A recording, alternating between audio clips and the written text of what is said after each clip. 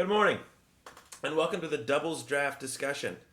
Today I have with me Goomer22, I myself, Sakimoto24. We're going to be reviewing and discussing some of this week's Doubles Draft battles in the Pokemon Battle Fortress server. Goomer, do I have you with me today? Yes, how are you, Saki? Doing well. I'm drinking some kombucha, some strawberry lemon ginger kombucha. I woke up very recently, not too long ago, so I'm still getting there, but I'm ready to watch some Pokemon. How are you? Doing well. Ready to check out some of these matches. I think most of them are complete for this week, so I'm interested to see what the results are. Yeah, same here, same here. I'm interested to see some of the matchups. I haven't reviewed everyone's team and gotten an idea of what interesting strategies they have, so we might get a peek into that. And I want to see who took what the close games were, who made some risks, who and whose risks paid off for them. So, do you want to jump into it? Yeah, let's do it. Let's check out some of these matches. All right then. Let me get this set up for us here. All right. So for this first battle, we have Stingray VGC versus Trobuzz. I hope I'm saying that correctly. In the server, I believe Trobuzz is Pika. Is that correct? Yep, and I believe Stingray is my guy. Gotcha. Okay, so we have my guy versus Pika. Um, Now, I have taken a brief look at Pika's team because I think his team looks really interesting. Being that he has this Gmax Charizard, which is known as somewhat of a glass cannon, but a very effective glass cannon in the right scenarios with that Gmax Wildfire. Being paired with this Credilli, a grass type with Storm Drain, makes it really difficult for water types to deal with this Charizard. I don't know if this was in Pika's original draft plan, but this is really interesting that he has that. He's also got the Intimidate and the Salamence, deterring a lot of physical rock types of hitting Okoing Charizard. A lot of interesting tools on his side. I haven't taken a much of a look at my guy's team. What do you think about my guy's team here, Goomer? I think it's really interesting. It looks like it's typically physically oriented. Besides the Rotom and the Primarina, you do have the Primarina with Hyper Voice potentially to ignore that Storm Drain and hit that Charizard. The Intimidate from Salamence is going to be really key here. In addition, you've got just based on Gmax matchups, you got Charizard versus Cinderace. I think I would give Charizard the advantage there, considering that Cinderace doesn't hit Charizard for super effective with anything besides if we went Special Cinderace with Max Lightning, which I don't expect to see that. You've also got Charizard who can, I believe, learn Max Rockfall, which could hit Cinderace for super effective if it's fire or flying, which I would expect to see. And it looks like Pika planned to counter that with you've got Rotom and the Magnezone here to hit the Cinderace with Electric, which is maybe why my guy brought Sandaconda to possibly switch in or throw off an Earthquake. However, you have Rotom with Levitate, in addition to Salamis and Charizard flying. You could see an air balloon somewhere. So I'm not sure how effective the Sandaconda will be. I will also say that Pika doesn't have any fake out users, but my guy has two. So we'll see if that comes into play with Mind Chow and Thwacky. Yeah, you Um, do see my shot that it looks like my guy's planning to use fake out pressure to create some openings here. And like you said, there's a lot of offensive threats on Pika's side, and you might want to neutralize them with fake out, try to take advantage with Cinderace, who can do a lot of damage. Might not have the best matchup against Charizard, like you said, but can do a lot of damage. Interesting here, though. Also, you're seeing the Primarina with known to use Hyper Voice as its water move. Um, Now, being a spread move, is that affected by Storm Drain? it will ignore the Storm Drain in hitting the opposing Pokemon, except for but it will also raise the special attack of the Storm Drain Got it. holder. So Credilli will gain special attack. However, it will hit the other Pokemon. So that could be really interesting tech here in this game because giving that Credilli that special attack boost can be kind of scary, but hitting that Charizard would be really nice for this Primarina. I am interested to see how this plays out. I will say that Pika has redirection with Clefable. My guy does not. I think getting rid of that Clefable is going to be the key because it looks like my guy has some tools to deal with Pika's team. He just has to position himself well, and that Clefable will really throw a wrench in it, being able to follow me. I completely agree. So I think we should jump in here and see what's going on. Yeah. All right, here we go.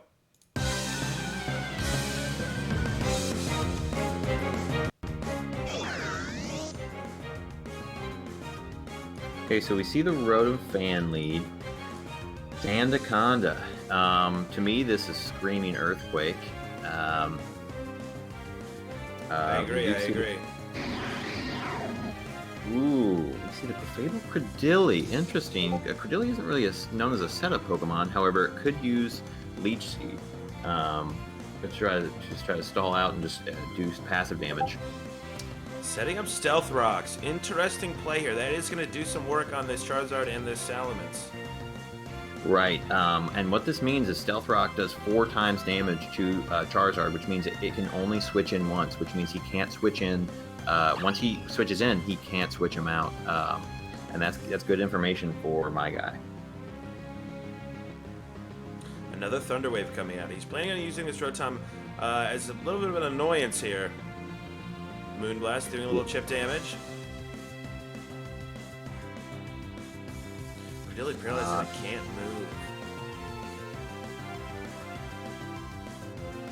Saving the Rotom. Interesting. Now the Cinderace heavily threatens both these Pokemon. A Steel Spike can do a lot of damage. And he's going to switch out to Credilli. He's wanting to save it for later. Maybe saving it for that Primarina. Fake out coming out on the Rotom. A good switch. And the Moonblast taking out the Mienshao. Already one fake out user down. It's really tough having that Clefable be paralyzed, having that 1/4 chance to not have the follow me go off. We'll see if that happens here. If Wacky just goes straight for the Grassy Glide, or if we see a fake out of I think Cinderace move. Switching back to the Credilli. Cinderace is gonna G-Max here. I wonder if we see the Steel Spike just to get rid of this Clefairy. No, we see a fake out of the Clefable, and looks like Cinderace is going for either the Clefable or the other. Yeah, it's gonna interesting. It's gonna max strike in the Credilli. It's wanting a speed reduction here. Interesting. I'm not sure why he went for that. Maybe expected a different switch in, or he just wanted to hit that Rotom for neutral damage. Right, an Airstream or a Max Flare wouldn't kill it. But I wonder if the a Max Strike would, or if he EV'd for that. Seeing a Steel Spike come out, and it's going to take out the Credilli. That's actually huge on the side of my guy, because now he can get, that Storm Drain is no longer in effect, and he doesn't have to worry about the special attack boost or the Leech Seed or anything like that. Wow, let me see the taunt from Wacky. I wonder if a Charm was coming out. Yes, it was. I was expecting to follow me, but after no follow me, I was expecting a taunt, or expecting the Charm. Now that he's taunted, I wonder if we see a switch out. Very well played by my guy here. And he's looking in pretty good position here. He's going to protect with Magazine. Looks like they're stalling out the G-Max. Clefable just going to sit in here and kind of take hits. Probably throwing out a Dazzling Gleam here if it gets a chance. The slow game so far, we've only got 1 KO on each side. And Pika is able to stall out this Dynamax, it looks like. So we do still have a Dynamax available from Pika. Cinderace still looking pretty healthy though, and it does have a defense boost. With this Clefairy still being taunted, it can just go freely into this Magnezone. Let's see if that's what it does. He is going to go Powerball to the Magnezone and take it out. This Clefable not being as it is staying out there, and it's interesting that that my guy doesn't seem to be targeting it. He doesn't seem to be threatened, considering it's taunted and paralyzed. However, and now the taunt's done, and it could be useful later on.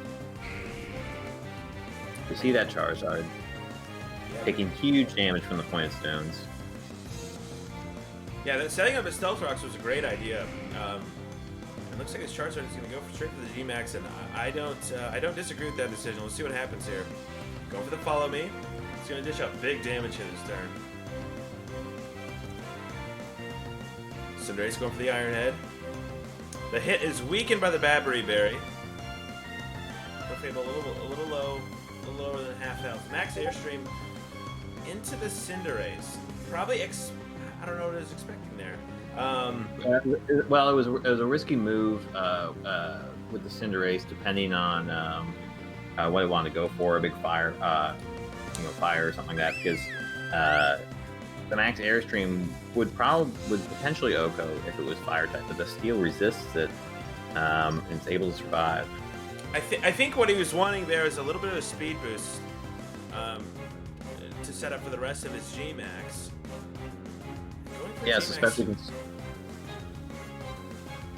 considering that Cinderace naturally outspeeds Charizard, but we see the Rock Slide connecting on both. That's rough. Yeah, this one not looking as good for Pika side. It's 3-on-5 in the favor of my guy. He's got the Salamence left, he's got the Rotom, which can dish out big damage, but I don't know, he's going to have to play this one really carefully. Let's see. Yeah, I mean, having Hyper Voice on Primarina and the Rock Slide on Sandaconda and potentially Earthquake, you could see big spread damage coming out, so the Follow Me won't be as effective. Sandaconda eating up that Hydro Pump with the Osso Berry.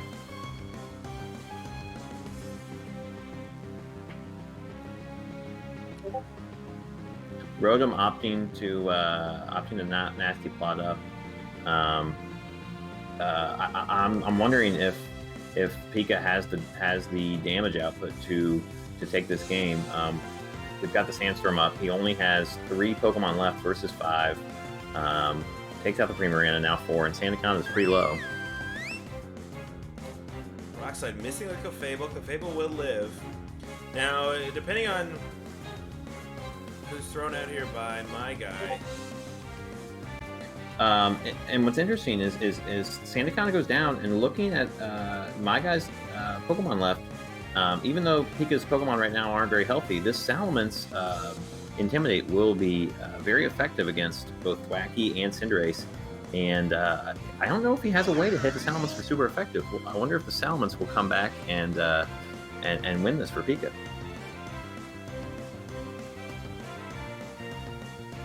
And what's key is they both have Stealth Rocks up, so you don't want to switch too much. And my guy is saving the Cinderace, not wanting to get the Salamence out so that it doesn't get intimidated. And we do see the Clefable go down, meaning the Salamence will no longer be able to intimidate this Cinderace.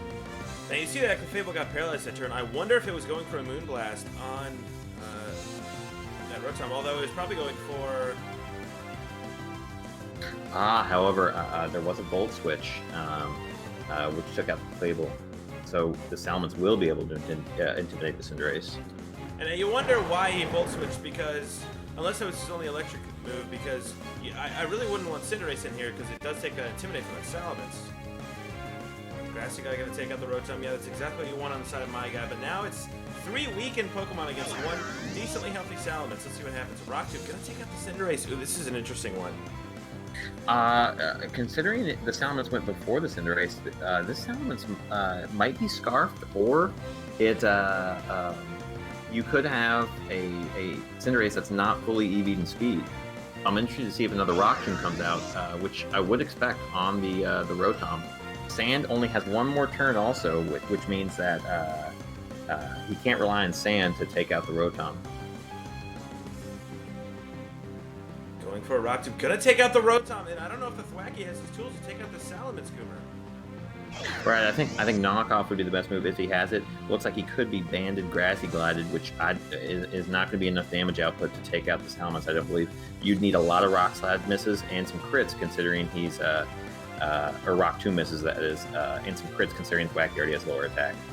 I don't think he's Banded because he does have Fake Out, and as you see the U-turn there, not going to be much more effective. And yeah, it just looks like this Thwackey's just kind of in a corner right now. It has nothing that can really hit the Salamence for very much. It's got lowered attack, and the Salamence is just going to keep using Rock Tomb. I think you're right. I think it is Scarfed. Right, and even if it had Knockoff, which it doesn't, That would allow the Salamence to use moves other than Rock Tomb, which would then almost guarantee the win. So knockoff wouldn't even be helpful. So I'm not even sure what move Thwackey could have had that would have won him this game. Just would have needed a lot of Rock Tomb misses. Wow.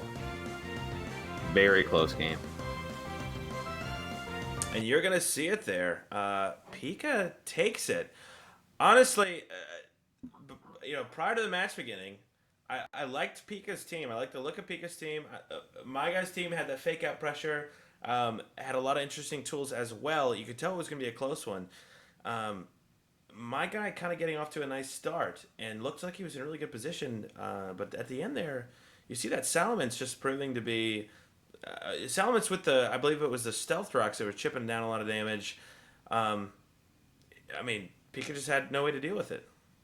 Or I'm sorry, Yeah, my guy had no way to deal with it. yeah. I'm very curious in what Pika was going for with his Credilli lead. Maybe he expected the Sandaconda lead, wanted to take it out early. He could have been expecting the stealth rocks. Um, uh, Stealth Rocks was very impactful on both teams. So good prep on both sides. It prevented too much switching without taking that damage. So Yeah, you could tell both teams prepped really well. I mean, the matchup was really interesting. It was a really close battle, as you can tell, and I expected it to be a close battle. It came down to the wire. I think if that Rotom gets a Thunderbolt off, that's probably game over. I mean, that probably does enough true. damage to really get that Salamence low. And we see that the Salamence is about 46% health. I'm interested how much a Cinderace Sucker Punch would have done to the Salamence, because we saw that the Rock Tomb just took it out. If that Cinderace was carrying a Sucker Punch, it was intimidated. But I'm curious how much that would have done and if that could have changed the game ultimately. Yeah, I mean, this one was for sure a close one. There's some moves that could have been thrown out at any moment that could have changed this game here. Some of the paralyses could have gone either way, and could have totally changed the game. Overall, a really close one. Well played by both players, and congrats to Trebuzz or Pika for taking this game. Yeah. All right. Well, let's jump into the next match. All right. Looks like here we have Squirly versus Marp. An interesting matchup here. What are your first impressions of this matchup here, Goomer? Well, I like to start with the Gmaxes. We've got Gmax Snorlax versus Gmax Lapras. On the face, I would say that's a pretty even matchup. Neither one has a huge advantage. You've got looks like Buzzwole as the only fighting type to hit that Snorlax pretty hard. You've got Toxtricity and Kling, which can have electric moves to hit that Lapras pretty hard. A lot of interesting matchups here. You've got the Landorus to hit the Kling and the Toxtricity. However, you've got the Walrein to counter it with the Ice. So it'll be very interesting. You've got Tailwind on both sides, Whimsicott and Tornadus. Looks like you've got a fake out from the Salazzle, no fake out on Squirly's side, and no redirection, which typically the Snorlax likes to go for. Gmax Snorlax likes to go for a Belly Drum with a Follow Me, and then likes to start healing up with those citrus berries and that Gmax Replenish. I wonder if we won't see that here, or if we'll see an interesting potential other berry strategy. I'm really interested to see how Squirrely uses this Gmax Snorlax. Yeah, both these teams look really interesting. I have to say, out of on both sides, I'm most interested to see what is done with this Galarian Moltres. I'm a big fan of Galarian Moltres. It looks like between its Fiery Wrath and an Air Slash or Hurricane, whatever flying stab move it might opt to use, it can do a lot of decent damage to Marp's team. On the other side, I'm really interested to see what this Registeel does, because I'm a big fan of the Regis. I think the Regis is a really cool Pokemon, but I've never used any of them competitively, except maybe the newer ones, Regieleki, and I haven't used Regidrago much, but the older Regs I think are really interesting, and I'm excited to see what he does with it. Yeah, one other thing I'll say is on this matchup, you've got technically, I guess Tornadus could be physical. Kling Klang can be physical or special. Probably physical, though. However, it does have the clear body ability, so it could be using clear body to prevent Intimidate from Landorus, or could be using Plus to boost up that Toxtricity. It'll be really interesting to see how that plays out. So this Landorus really is only probably that useful on the Snorlax with its Intimidate. So we'll have to see how that plays out here. Well, let's hop on into it. And let me adjust some of the audio really quick here. Okay.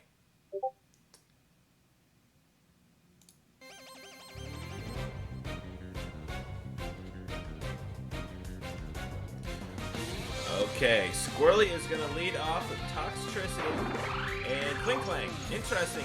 Are we going to see some plus-minus stuff here? That is what I'm expecting. I'm wondering what the items are. Sometimes Toxtricity will on Sash or even Scarf. Lander is actually looking like a really good lead here. And we noticed that Kling Klang is not clear body, so we definitely, because it got intimidated, so we should definitely see some minus action. However, he does switch out. My apologies for messing with the audio there. Okay, yeah, we see a switch into the Tornadus, and we have Walrein on the... I'm also interested to see what this Walrein does, because I haven't used Walrein much, or looked into it much at all. Marp saving the Whimsicott with Tailwind, and Squirly saving that plus-minus strategy for later with a double switch out. Good switch with Registeel to take that ice move. Very good switch. And Registeel eats that ice move. And Buzzwole going to take out the Walrein with the Drain Punch. A really good trade on the side of Marp. Really good switch. That was a main counter for Landorus, I would say. So Landorus looks really good in this matchup now, being able to Earthquake or Rock Slide.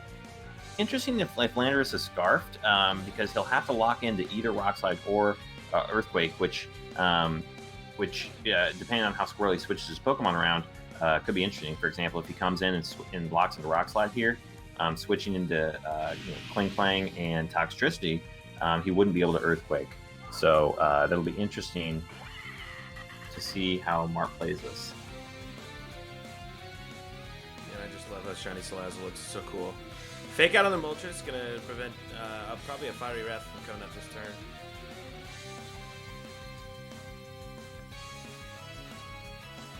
Air Slash going to do a decent chunk of this Salazzle. Looks like it's within range of another Air Slash. Body Press coming up from Registeel, going to take out some, take a good chunk of Moltres' health. Right, not enough for a 2-hit KO, and Marp's still got to burn Tailwind turns. However, he hasn't focused up this Tornadus yet, which means Tornadus can just reset up Tailwind. So that'd be a big struggle, I think, for Marp to deal with here. And I think you see what's going on here on the side of Squirly. He set up the, Tailwind's about to end. He set up the Nasty Plot, and it looks like he's about to launch off another Tailwind and get this Moltres with this +2 special attack, launching off these deadly Nasty Plots. Or I'm sorry, not Nasty Plots, Fiery Wraths. Right, having the chance to flinch on both. This Registeel heals up to full health, so it shouldn't die here. But I don't know if the Body Press is going to be enough to take out this Moltres unless he crits. And yep, we do see the flinch. I wonder if an Air Slash Fire Wrath will pick up the KO. We'll see what Marp opts for. And that's why this Moltres is so scary. I mean, that Fire Wrath is a spread move. Dark hits a lot of things for neutral. And it's got, I believe, a 36% chance of at least flinching one of the opposing Pokemon. And it's going to take out that Registeel, do a good chunk on that Lapras there. Squirly making really good use of this Moltres. Lowering the speed of the Lapras. Very interesting, because the Tornadus probably wouldn't be able to do too much damage to this Lapras, so just opting to get some speed control there, even though it does have Tailwind already. But now this Lapras will be stuck at 2/3 speed, even if he does stall it out. Gets the Veil up, though, which should help. I'm wondering if we see a switch from the Tornadoes to keep it healthy into the minus Cling Clang. However, this Landorus really threatens it with an Earthquake here. Now, I think the key to this matchup is going to be when Squirly chooses to utilize the Snorlax, because he still has his G-Max. Wow, Toxtricity doing a lot with that Volt Switch, but Lapras now does get a Weakness Policy boost and could be launching up a big move here. I would expect it into the Toxtricity potentially. Oh, we do see a Rock Slide. So I wonder if Marp was reading the switch into the Tornadus. Ah. He went into the Cling Clang, which eats that hit, and Citrus Berry, and I believe it would be enough for another KO. However, this Lapras probably won't be able to survive another attack. Ops to Max Guard. Makes sense. Icy Wind Miss on Landorus. That is that's a rough break for Marp. And I wonder if we see another Rock Slide here. We still are not sure whether this Landorus is Scarfed. Considering the Cling Clang and the Tornadoes both went first, however, they do have Tailwind up. And it looks like the G-Max for Lapras is over. It's pretty low on health here, but it does have that Weakness Policy boost. Could launch off some damage before it goes down. An Ice Shard would be interesting if it's carrying it to pick up the KO on this Tornadus. However, Gear Grind does connect at 85 accuracy. I've had many of those miss on the ladder. Yeah, Gear Grind, one of those moves that's, I believe, 85% accuracy. Feels like 35. Marp's had some good luck with this Rock Slide connecting, and he looks like he's got Tailwind up for the rest of the game, and he still has his Dynamax, and Landorus won't be able to intimidate this Snorlax now because he can't switch out. We've got Screen or Veil for one more turn, and this Landorus, if it's choiced, it will be locked into Rock Slide, which really won't be doing too much damage. Considering it's not stabbed and it has the chance to miss. Yeah, this Cling Clang just eating up these hits. Yeah, this Cling Clang's been on the field for a while, and there's nothing that can really be done about it except for a Landorus Earthquake. And you're right, it looks like it might be scarfed here. Yeah, and we see the Sludge Wave come out. Marp was probably hoping for a flinch there, which possibly could have saved him. However, we do see the Rock Slides coming out, and he's going to need some flinches here if he wants to have a chance. And you know what? I just don't see how Marp comes back from this. I mean, Squirly's still got his G-Max Snorlax in the back. I don't see how Landorus can really deal with that, especially if it's scarfed in a Rock Slide. And Sludge Wave's actually going to take it home. Right, the Gera boosting that special attack on Toxtricity. Yep, and I'm not sure what their abilities were, but if they're plus and minus, then he's got a little special attack boost there, and that's making that Sludge Wave even deadlier. Well done, both players. Honestly, I thought Marp looked like he was in a really good position at the beginning. It looks like Squirly's lead, didn't match up against Marp's lead very well, and he had to switch out pretty early. Marp had a great switch into that Registeel. Got rid of that Walrein, but then it looks like Squirly just setting up all those Tailwinds constantly. I think he set up Tailwind 3 times during that game, and Whimsicott, I don't remember it setting up Tailwind once. It did set up Tailwind at the very end there for Landorus. However, I think you're right. Marp did have a little bit of momentum there once he took out the Walrein, so Landorus was looking good. However, having 2 ground weaknesses in addition to 2 flying types on Squirly's side really played with some mind games on Marp because of the Scarf Landorus. So if that Landorus would have been Life Orb or Assault Vest, I wonder if that would have helped out being able to switch up the moves it was choosing, because having to lock into one of those with Squirly being able to switch around constantly, I think really slowed the momentum on Marp's side. Yeah, and I think the difference here was Marp not having a lot of Pokemon at the end, because being able to switch out that Landorus, like you said, it could reset its choice item, which move it's choosing. Because you see Cling Clang and Toxtricity on the field, you can freely launch off an Earthquake, and that's, probably going to OHKO either Pokemon. That's going to be a huge move, but he was scarfed in that Rock Slide, and Squirly still had Snorlax in the back. Not really in an optimal position to set up belly drum, so probably just going to G-Max right away. If he has Landorus in the back and can switch in and intimidate spam him, that's looking really good for Marp. So definitely a really close one. Right. I think saving the Buzzwole earlier could have been really useful. It's tough because any flying tech will likely take out the Buzzwole, being that's double weak to it. However, it is the main counter he has for the Snorlax. However, we did see Body Press Registeel out there with a base 150 defense, so that could have been very useful too. However, that Moltres Nasty plotting up and getting thrown off some huge Fiery Wraths. I think that made it really tough. I think Marp maybe could have just made some reads with Lapras, choosing to either Resonance or Hydro Pump to take out some of the Mons. I think if he had Max Geyser the Kling instead of Resonance that one turn, that could have really shifted it. Either way, it's tough because Squirly just has some good switch-ins, but we saw some good prep from both sides. Definitely some good prep and a really interesting fight. Squirly is going to take this one over Marp. I'm not sure what either team's records are, but they both seem like tough teams to go against. Let's hop into the next battle. Yep, let's do it. All right. And it looks like here we have... I'm not sure who... Tindall versus Gera. Okay. So it's... Gotcha.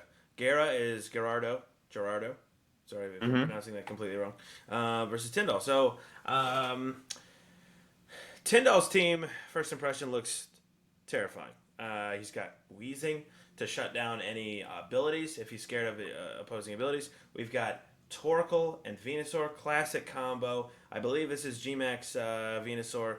Metagross, definitely a scary Pokemon in this, Series 7, although it can't Dynamax in this format, Draft League, but it's still a very scary Pokemon. We got Crobat, who's probably, can be a support Pokemon, also has some good, flying and poison stab. Goomer, what do you think about Gera's team? Gera's got some really interesting tools here. Like you said, the Glaring Weezing will be interesting on how it's used because it could shut down some of his strategies. However, you have Aqua Jet Clawitzer for the Colossal. You've also got potentially Surf Tapu Fini to activate that Steam Engine. The Zoroark makes it really tricky too because if Tindall tries to make a big read based on who he thinks is out there, if the Clawitzer is going for an Aqua Jet or something, it could actually be a Zoroark, and then you could see a big dark pulse fired off or something like that. So I think that'll be really tricky. In addition, you've got the Tyranitar, looks like to reset that weather. And the Duraludon, just a solid Pokemon overall. I don't know how it'll be useful in this matchup, though, considering it doesn't hit too many of Tindall's for super effective. Really just possibly being a defensive wall. I'll be interested to see how it's used. I believe the Colossal is the G-Max here as well, not the Duraludon. Gotcha. Super interesting teams on both sides. I'm really excited to see this one. So let's hop in and see what happens.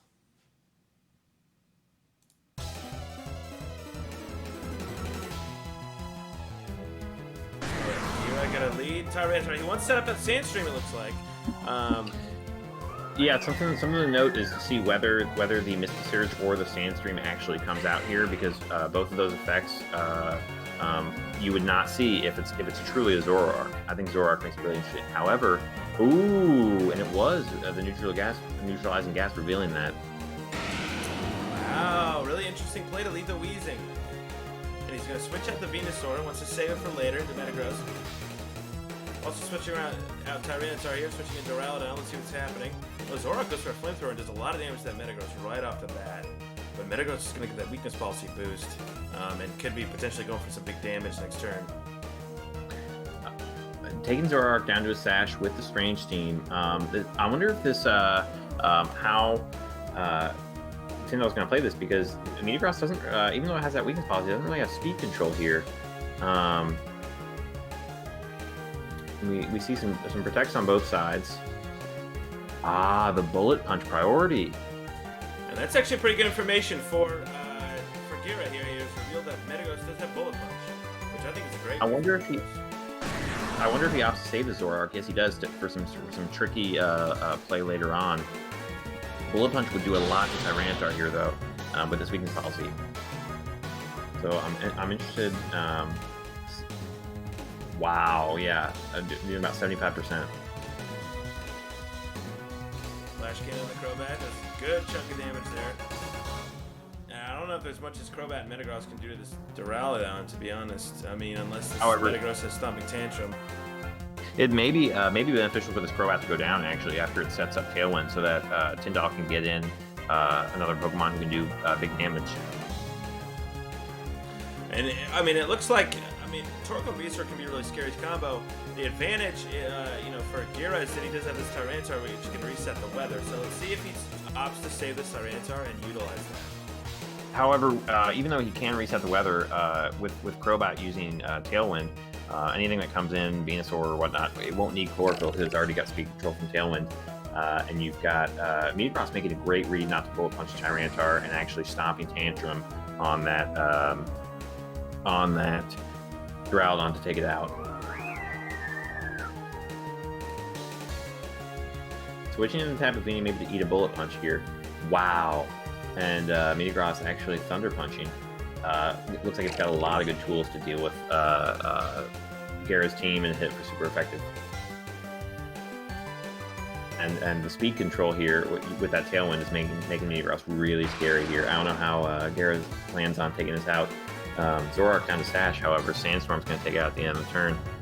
I expect a bullet punch here. Let's see what happens. He's going for a big read, and he doesn't protect with Zoroark.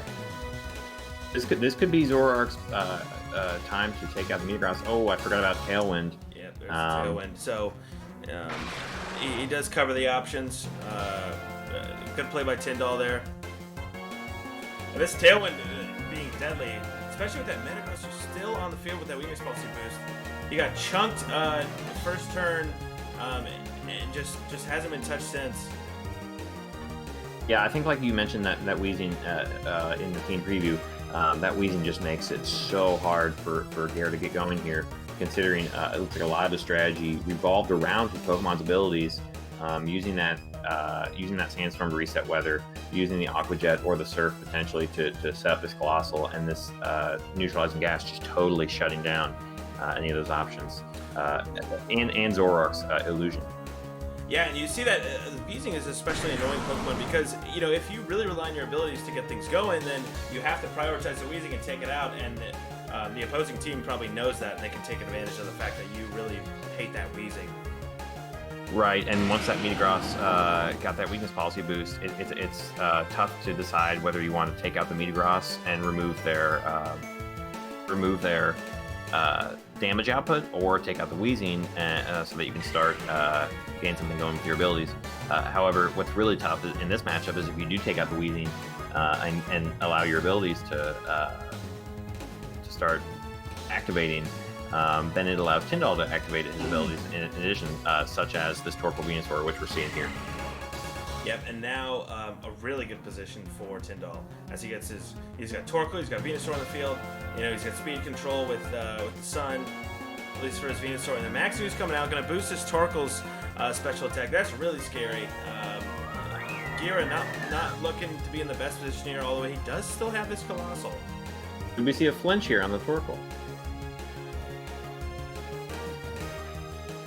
Or actually, no, the Torkoal switched in. So now we have a fully healthy Colossal. Will it be able to bring it back on this team? Likely seeing a max ground into this Colossal. So I wonder if he max guards here and makes a read.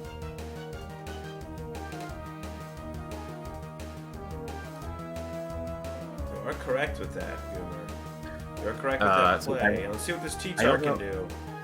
Is T-Tar carrying Fire Punch? I think that could have been the one play that could have possibly saved Gera's team is a tech move of Fire Punch on this Tyranitar, which I'm not sure if that would have killed Venusaur, but in the Sun, potentially.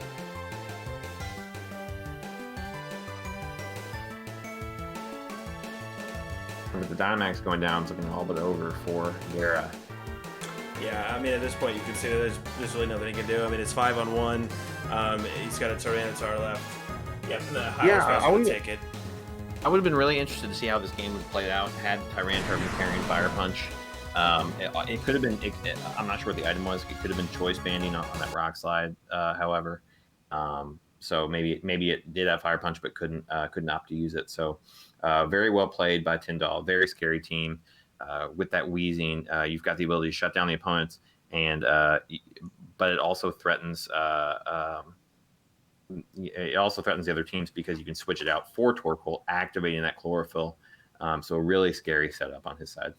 Yeah, overall, a really, really interesting matchup and really well played by, both players. Tindall positioned himself super well. You see how effective the Wheezing was, messing with the positioning.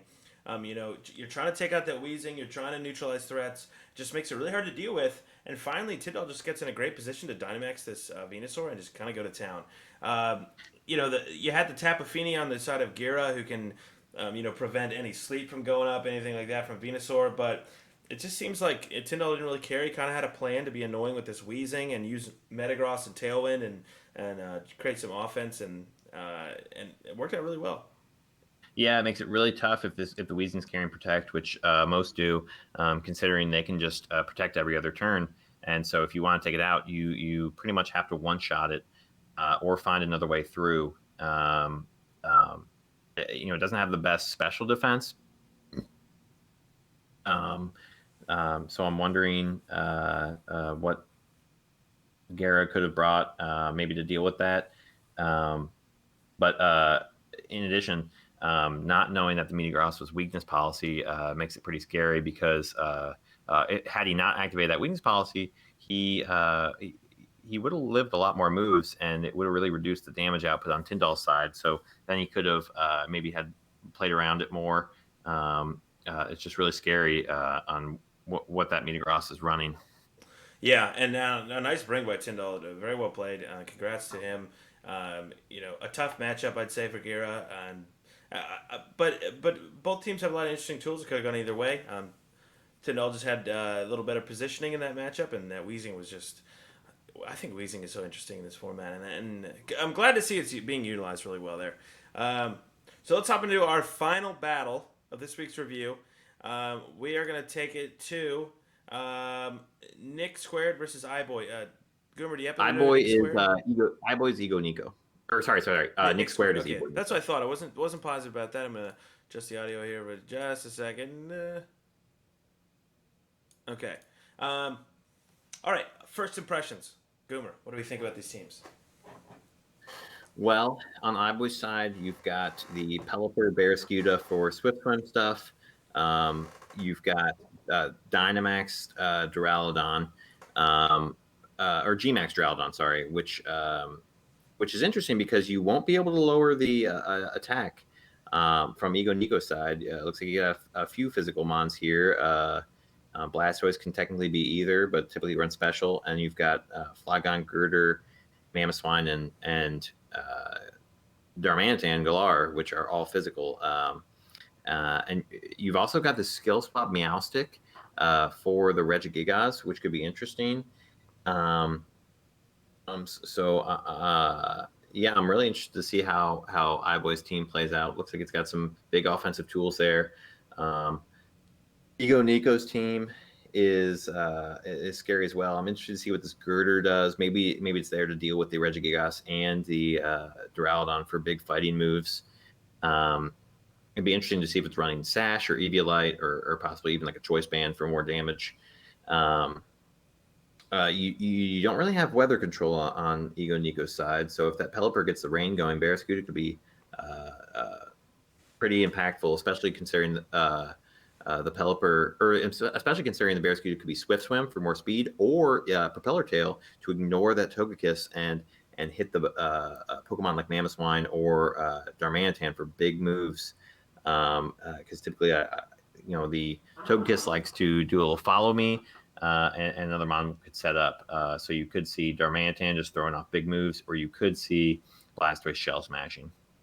Yeah, definitely an interesting matchup here. Both teams look a little scary. It looks like that Regieleki was somewhat prioritized. I mean, he's got Flagon and he's got Mammoth Swine to hopefully who can deal with it. Interesting. You point out that Propeller Tail. And I think it's really interesting. IBOIII's team. He's got the Stalwart, Duraludon, and the Propeller Tail potentially Barraskewda.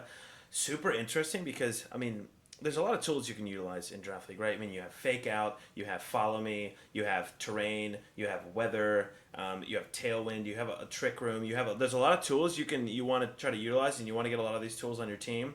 One of the big ones, like I said, being Follow Me. I've always got two Pokemon, one being his Gmax, that just can completely ignore Follow Me. And it just kind of makes it really awkward, especially for a team like EgoNiko's, who could be really threatening setting up the Blastoise with the Shell Smash and the Togekiss. I mean, he's got Propeller Tail. Like I said, he can ignore that Follow Me, and he's also got Regieleki with Electro Web. It's gonna be really hard for EgoNiko if he gets out of position here. Yeah, it looks like this Regieleki was meant to counter Blastoise. I know Duraludon also carries Thunder moves sometimes, but Togekiss actually doesn't look as good in this matchup as it would typically because of those Propeller Tail and Stalwart, like you mentioned. In addition, you've got Fake Out Meowstic if he's carrying that. But it looks like if this Blastoise can position himself well, maybe he could deal out some big damage after it gets rid of that Regieleki. You've got Mamoswine and Flygon ground types to deal with that Regieleki. However, they're going to have to maneuver around these dual water types on IBOIII's side with Barraskewda and Pelipper. So it'll be interesting to see how this plays out. Yeah, let's hop into it. Go really slow. Yeah.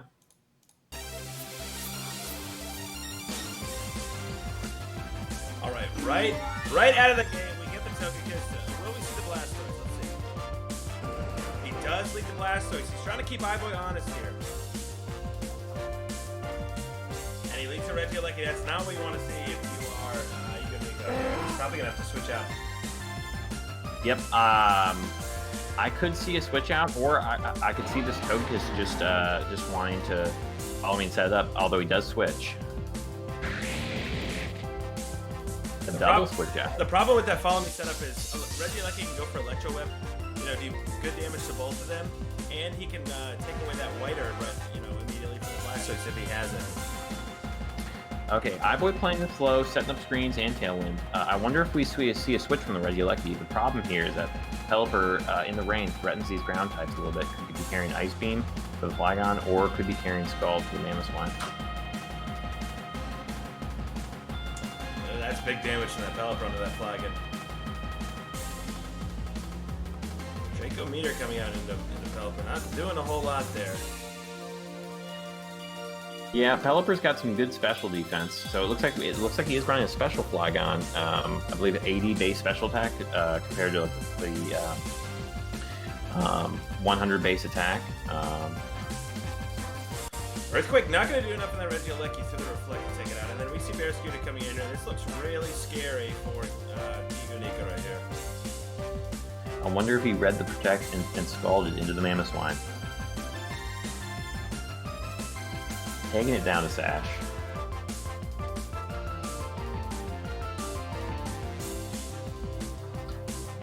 And this Pelipper, potentially very defensive, eating up that Ice Cold Crash. Although it does have Reflect up. Flip turn coming out. This Barraskewda wants to deal some damage and get out of here. Yeah, I'm interested that the Mamoswine didn't go for Icicle Shard just to get some chip, considering it's likely going to go down here. Yep.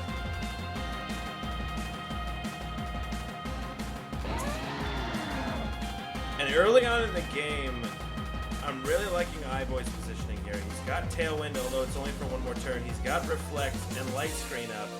He's got Rain. And now both of these ground types are gone on EgoNiko's side too, so this Regieleki can freely fire off electric moves.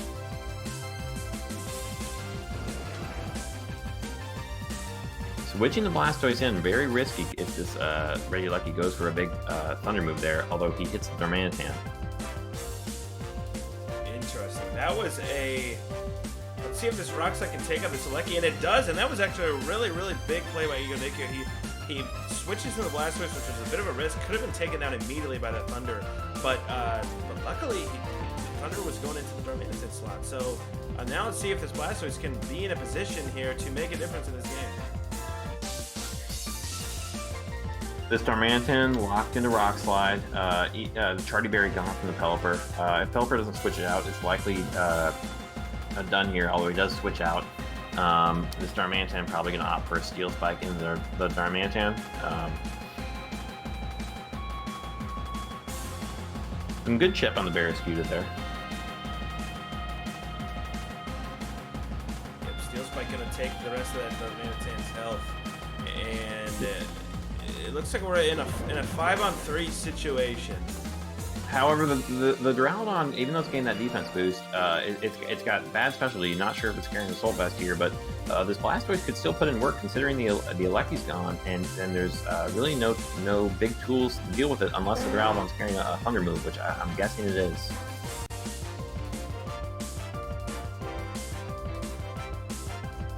IBOIII going to flip turn into the Pelipper. Ooh, a Max Lightning. The Blastoise is not Dynamax here, so you think maybe it's going for a Shell Smash. Wants to eat up a hit.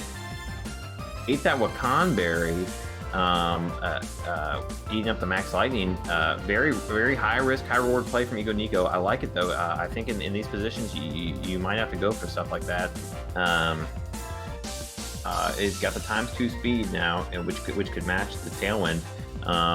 I wonder if we see a Max Guard here, potentially a big move into the Duraludon, such as a Darkness or even Quake. He's gonna, can they get rid of this Pelipper? The scary part is he in range of another Max Lightning? And he might be. Especially in electric terrain. And he is, yes. I wonder if he you know, I like the play though, considering I think he tried to make a big lead there. Yeah, I like the play too. I think as IBOIII, I would have been potentially expecting a Max Guard, so I would have maybe been tempted to go into the Girder. So I like the play by EgoNiko. However, it didn't appear to pay off. Yeah, I actually really like the play, and I don't think that crit mattered. You kind of had to go for a big risk here, as there's still a good amount of threats on the outside of IBOIII. He kind of had to make a big play there. I like it.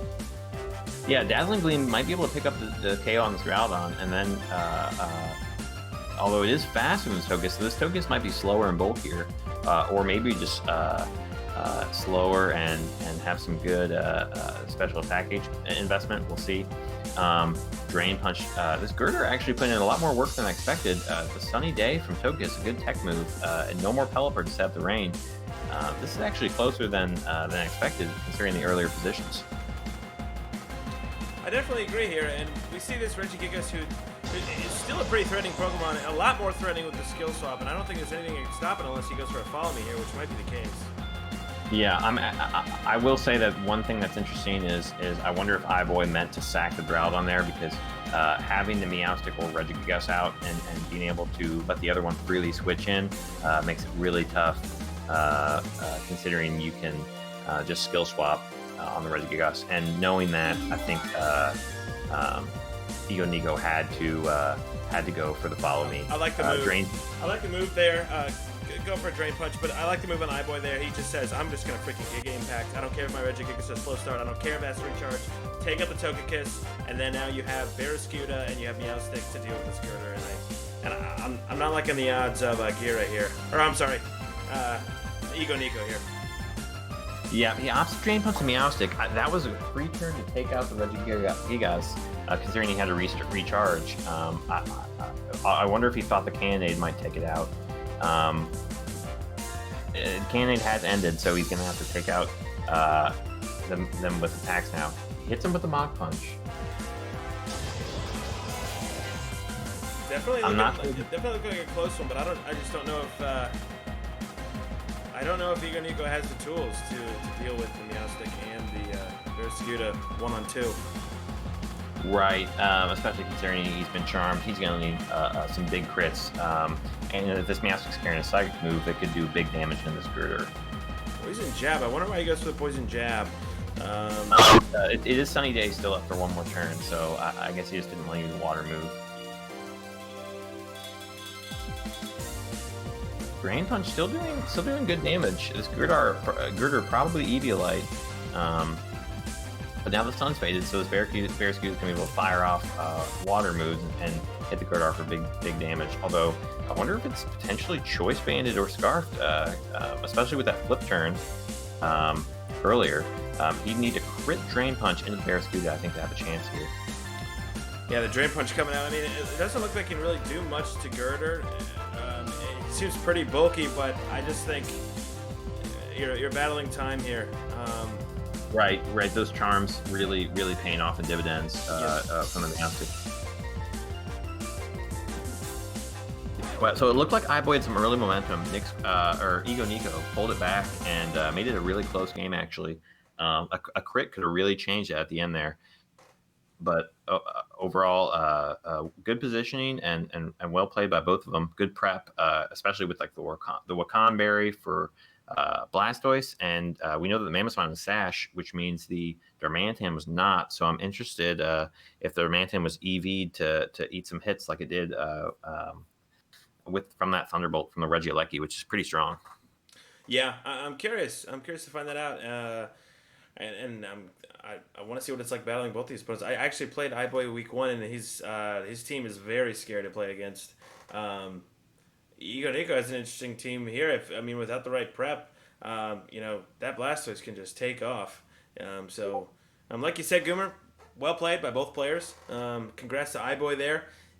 That's the final game of this week's review. Any final thoughts? Anything particularly interesting about these week battles, Goomer? I thought they were all really good battles, really good prep from all players. I like to see how people use Pokemon in very different ways. There's a lot of Pokemon out there that I haven't used, such as Girder. I probably would have underestimated Girder's strength. It actually put in some good work there at the end. Like you said, the Galarian Weezing's very interesting. I haven't really used that on too many teams, so it's really difficult to play around. That'll be interesting. I like all the interesting items that people use too, like that Wakan Berry on the Blastoise, being able to survive that hit.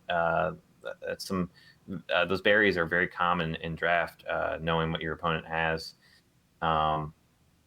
And I think even it played out. I think sometimes people think that the draft matches solely rely on who's got the better Dynamax or Gmax Pokemon, but I think we saw in this case that it's sometimes the Gmaxes are very even, and it comes down to those other Pokemon and positioning, and it's not always about who's got the better Gmax matchup. In addition, I think being able to have good switch-ins is really key in this draft. I think we saw a lot of games where the switching really helped people position well and get to an end game that they needed. I agree, and there's a couple of really close games there. Like you see the one, I think it was Pika's team who he looked like he was in a pretty bad position, middle of the game, nearing the end of the game, and he ends up just putting that Salamence in the right position to, I think it was either 1v2 or 1v3. He had Stealth Rocks up, and he had the Salamence in a good position. That was an interesting game there. Just keeping your eye on that end game, I think, is something that's very methodical. It's a methodical process, and it pays off when you can do it right. Also, you see in a lot of these battles, I'm noticing the prevalence of Tailwind. I think there was one battle where that Tornado set up Tailwind 3 times in one battle, and I think out of all 4 of those battles, that we might have seen Tailwind in all 4 battles, or maybe just 3 out of the 4. I'm not sure, but I'm seeing a lot of Tailwind in here. So either and not really any Trick Room. So what do you think about that, Goomer? Yeah, I think that's really interesting. I think Tailwind's a little easier to set up, considering if you have a fast Pokemon who can set up Tailwind, you need like Fake Out or Prankster Taunt to stop it. Whereas Trick Room, you can usually Fake Out, Taunt, or just blow up the Mon right away, because they are usually really a lot slower. So I think people are opting just for this Tailwind. It's a fast format right now. And maybe these teams just didn't draft with Trick Room in mind. You've also got the other problem is you've got sometimes Pokemon to counter Trick Room without setting it up. So, for example, Tindall's team has that Torkoal. You know, if you set up Trick Room, Torkoal's really slow. It can just fire off Eruption. So sometimes it's just not as useful to set up Trick Room if your opponent has a good slow mon to use in Trick Room. I put myself in that same category. I personally, I'm not a big fan of using Trick Room. I prefer to have counters to Trick Room or like a counter Pokemon like Torque, like you said, something to deal with it, but I don't like to necessarily make it part of the game plan. Right. But I think another thing is that this 6v6 format, you know, sometimes you can use Trick Room in VGC 4v4, and you can just end a game under Trick Room. However, at 6v6, you have a lot more room to stall out the Trick Room and then go in with your other mons because they're usually longer games here. So that could be another reason why we don't see Trick Room as often. yeah, very interesting. That's something that I think is it's a kind of slept on part of this format is that you know, if you play VGC typically and you're doing, you know, it's 4v4. I mean, you're bringing 6 Pokemon. You know, games can last 4 or 5 turns, and Trick Room and Tailwind can bring it home for you if you get it set up. In this format, not so much. There's certain things that are better and worse than in a normal VGC format where you can Dynamax anyone you want. It's just 4-on-4. I think Fake Out is stronger in this format. I think having a variety of tools is really strong. I think having a variety of types where you can switch in is really strong in this format. I think spread moves are really strong. Whereas In addition, Tailwind and Trick Room are stronger in VGC. right, I agree with that, and I think one more thing we saw only in the first game though is that the Stealth Rocks were set up on both sides, and that's Yeah. that can be a lot more useful in this 6v6 when you have more Pokemon to switch in rather than VGC when you potentially only have 2 Pokemon switching in an entire game. Yeah, I was glad to see Stealth Rocks used there because I personally never used Stealth Rocks and I think it's an interesting move. I think it's more of a singles thing, so that's probably why I don't see it very much. But I was excited to see that utilized pretty interestingly, and it ended up paying off Right. for Pika's team. So that's gonna wrap up all the battles. That's gonna wrap up the discussion.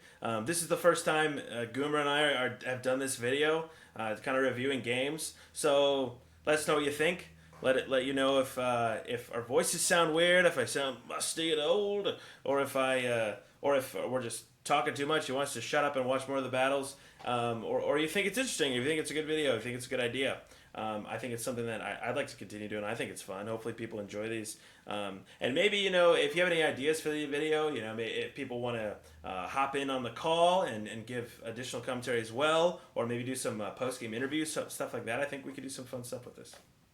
Yeah, I think it'd be really cool. We started with 4 draft matches, about half of them this time.